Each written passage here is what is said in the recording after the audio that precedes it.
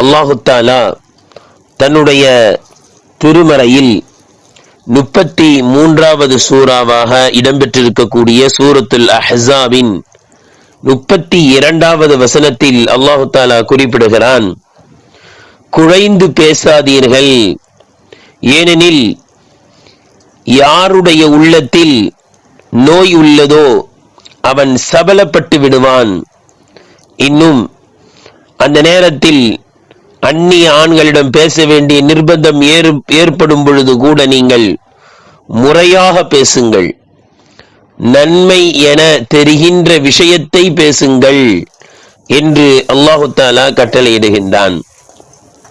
பொதுவாக பெண் பிள்ளைகளை மெதுவாக பேசும் பழக்கத்தை அவர்களிடம் நாம் கொண்டு வர வேண்டும்.